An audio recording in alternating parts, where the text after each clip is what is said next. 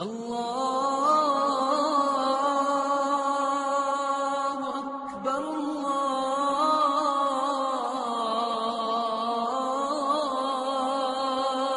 اکبر۔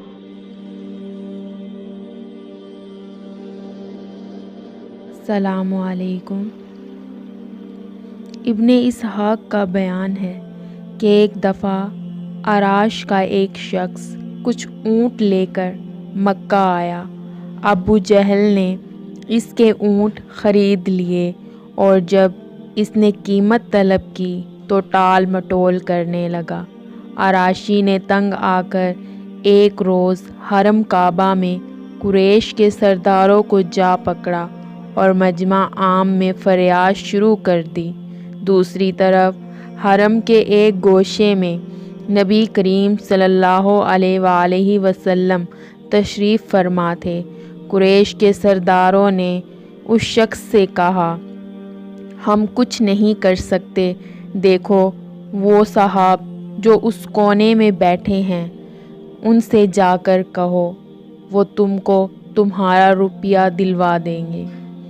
عراشی حضور پاک صلی اللہ علیہ وآلہ وسلم کی طرف چلا اور قریش کے سرداروں نے آپس میں کہا، آج لفت آئے گا۔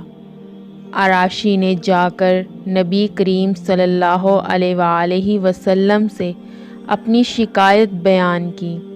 آپ صلی اللہ علیہ وآلہ وسلم اسی وقت اٹھ کھڑے ہوئے اور اسے ساتھ لے کر ابو جہل کے مکان کی طرف روانہ ہوئے۔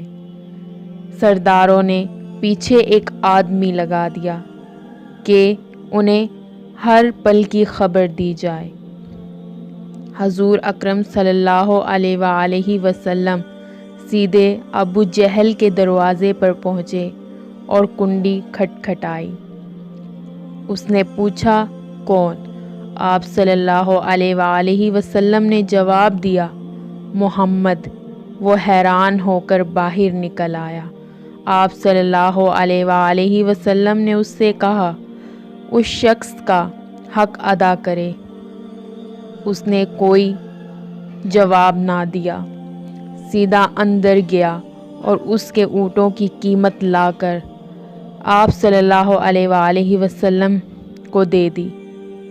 قریش کا یہ آدمی دیکھ کر حیران ہوا اور حرم کی طرف لوٹا اور سرداروں کو سارا ماجرا سنایا اور کہنے لگا کہ واللہ آج وہ عجیب معاملہ دیکھا ہے جو کبھی نہ دیکھا تھا۔